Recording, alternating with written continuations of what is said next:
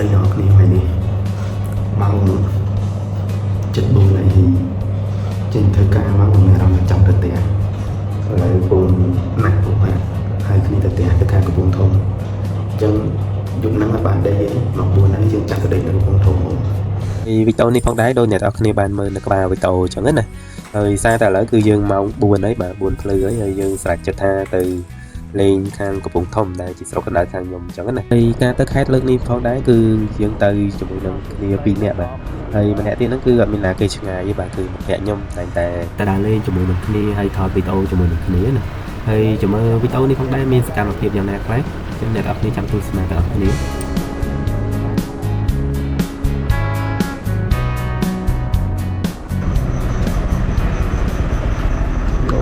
ធម្មតាមកពេញមកប្ល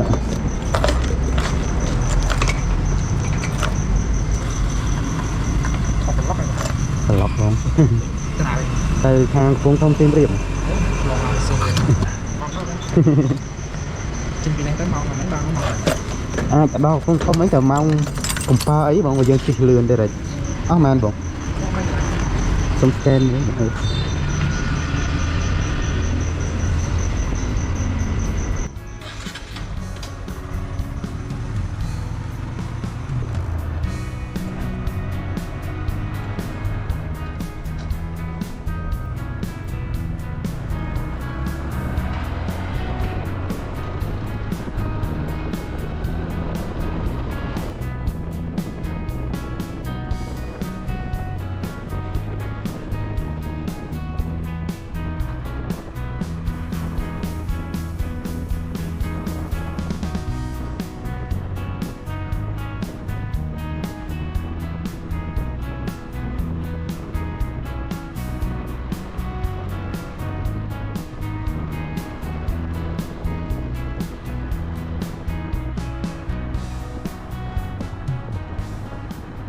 ហើយឥឡូវនេះផងដែរគឺយើងបានមកដល់តូតាជ្រោយចង្វាហើយបងភាសាយើងណាត់គ្នានៅតូតាជ្រោយចង្វាហ្នឹង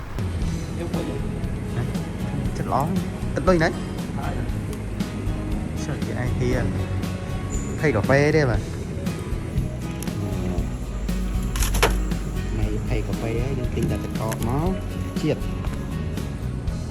ពីមុនហ្នឹងដូចអ្នកនរគ្នាបានឃើញនៅក្នុងវីដេអូអញ្ចឹងណាយើងបានមកគ្នាចូលមកហើយយើងក៏រត់ទិញកាហ្វេម្នាក់មកកំប៉ុងដែរបាទដើម្បីហូបយកកម្លាំងក្នុងការជិះម៉ូតូបន្តអញ្ចឹងណាដោយសារតែយើងម្នាក់សិតតែអត់បានគេងដែរអញ្ចឹងយើងដាក់ម្នាក់មកកំប៉ុងទៅដើម្បីយើងយកកម្លាំងក្នុងការជិះម៉ូតូបន្តអញ្ចឹងណាហើយខ្ញុំអត់ដឹងថាអ្នកណាខ្លះដែរដែលដូចខ្ញុំអញ្ចឹងខ្ញុំឲ្យតែបានទៅផ្ទះអញ្ចឹងគឺយ៉ា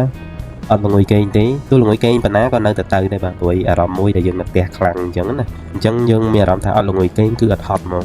ហើយណាមួយយើងចូលចិត្តក្នុងការជិះម៉ូតូដែរហើយឥឡូវនេះផងដែរគឺយើងបានមកដល់ខាងស្ពានព្រៃតមេអីបាទហើយអ្នកទាំងអស់គ្នាឃើញខ្ញុំជិះម៉ូតូនៅក្នុងវីដេអូនេះរៀងលឿនដែរណាដោយសារតែពេលព្រឹកឡើងអញ្ចឹងគឺផ្លូវស្រឡះអញ្ចឹងយើងព្យាយាមជិះឲ្យលឿនមកដើម្បីយើងចេញពីខាងភ្នំពេញមកហើយនៅពេលដែលមេឃភ្លឺមកគឺយើងនាំគ្នាជិះយឺតជាវិញអញ្ចឹងណាដោយសារតែពេលមេឃភ្លឺហ្នឹងគឺយើងមានចរាចរណ៍ច្រើនអញ្ចឹងយើងជិះលឿនអត់បានអញ្ចឹងបន្ទាប់ពីមេឃភ្លឺមកគឺយើងបានមកដល់ស្គុននេះបាទផ្លូវប្របែកស្គុនហ្នឹងហើយយើងនាំគ្នាជិះទៅមុខបន្តិចទៀតហើយយើងក៏រកកន្លែងឈប់សម្រាកផ្លែតសិនណាដោយសារតែយើងចេញមកពីម៉ោង4មកដែរអញ្ចឹងយើងជិះយូរដែរអញ្ចឹងយើងរកកន្លែងសម្រាកមួយផ្លែតដើម្បីយកកម្លាំងក្នុងការជិះបន្តទៅមុខទៀតណា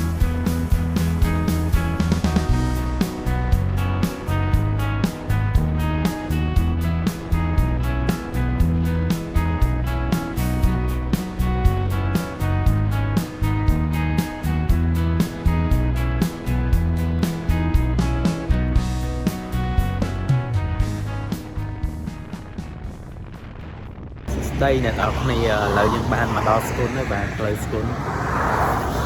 ឈប់សម្រាប់មួយផ្លែតជិះណែយ៉ាដល់តិចទៀតមកយើងចេញដំណើរបន្ត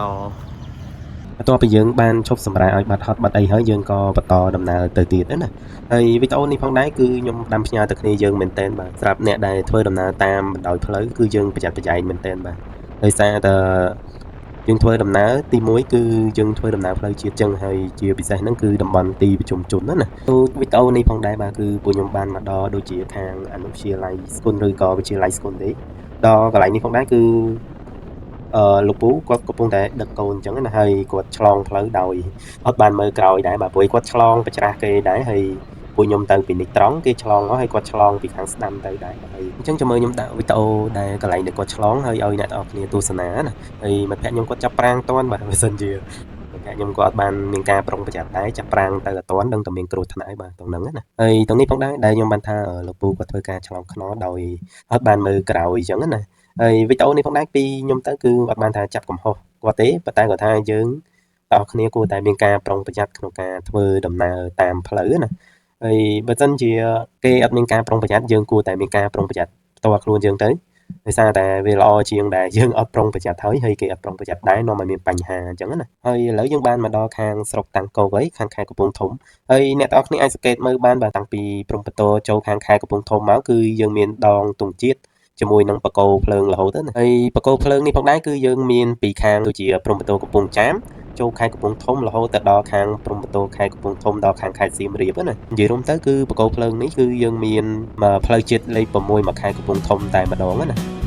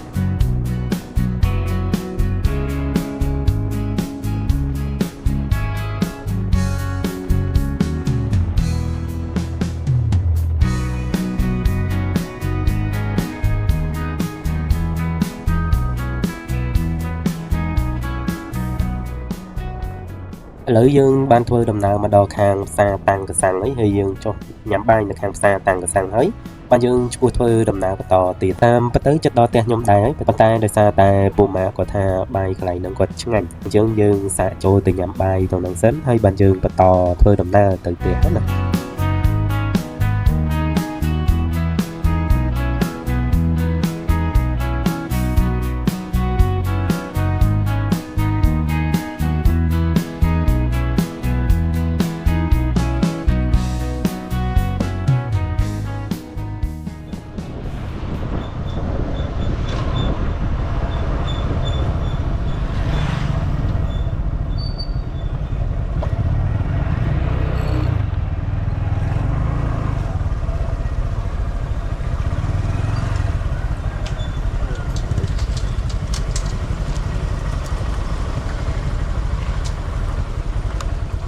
ឥឡូវយើងបានមកដល់តាំងកសាំងហើយបាទ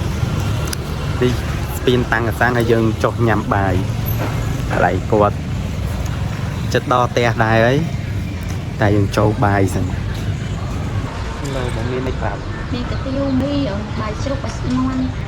យកបាយជ្រូកបាយជ្រូកអូនបាយតែជ្រូកខ្ញុំច្រឡំបាយជ្រូកបាយជ្រូកបាយតែជ្រូកមួយមកបចាក់ដៃលេងម៉ោង3ហើយហើយហ្នឹងមើលចាក់ដៃមកចាក់លទ្ធភាពមួយកាន់តែចាក់តែមកបើមិត្តភាពយើងអីគេបើស្មងឯងមែនយើងអត់ជឿតែលែងជឿតែអត់លឿនណានិយាយទៅហើយនេះផងដែរគឺយើងបានជាមួយនឹងបាយហើយខ្ញុំបានកំងជាមួយនឹងបាយសាច់ជ្រូកហើយពូម៉ាក់ខ្ញុំហ្នឹងគឺគេកំងជាមួយនឹងកាទៀវហ្នឹងហើយយើងបានញ៉ាំបតានិយាយគ្នាបតាសួននាំសុខទុក្ខគ្នាបតាព្រួយមករយៈហ្នឹងគឺយើងបាយគ្នារៀងយូរដែរហើយបន្ទាប់ពីយើងធ្វើការញ៉ាំបាយហើយពួកយើងក៏ស្មោះគ្នាធ្វើការបន្តដំណើរទៅទៀតព្រោះនៅខាងតាំងកសាំងនេះគឺចិត្តដល់ផ្ទះខ្ញុំដែរហើយ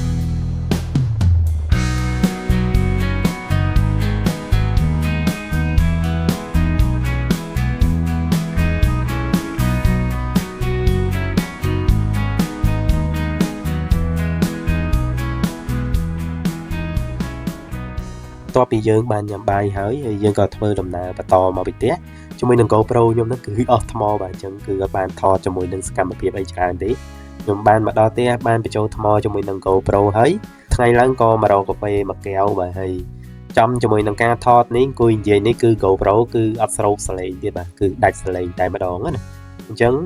យើងមានតែ voice over ទេឲ្យអ្នកនរគ្នាបានទស្សនាហើយនេះគឺខ្ញុំនៅខាងហាងកាហ្វេទេគឺចំការកាហ្វេក្រោយនៅវិទ្យាល័យដែលខ្ញុំធ្លាប់រៀនពីមុនមកដែរអញ្ចឹងណាអញ្ចឹងអ្នកនរគ្នាអាចទស្សនាជាមួយនឹងទេសភាពខ្លះៗដែលនៅហាងកាហ្វេណាហើយវីដេអូក៏មានតែប៉ុណ្្នឹងដែរហើយជួបគ្នាវីដេអូក្រោយអ្នកនរគ្នា ខានមកយូរ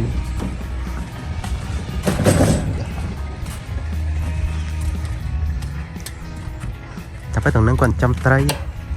តែលើសារទឹកស្រកអស់បើពីមុនទឹកឡើងមកត្រឹមនេះអីខ្ញុំបោះតែចំណីត្រីទៅ